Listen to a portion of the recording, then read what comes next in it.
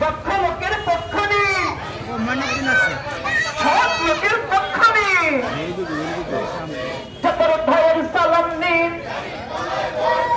কোরআন সুন্নাহর পক্ষ নিন, দিন ইসলামের পক্ষ নিন, এলাকাবাসী পাচ্ছে যোগ।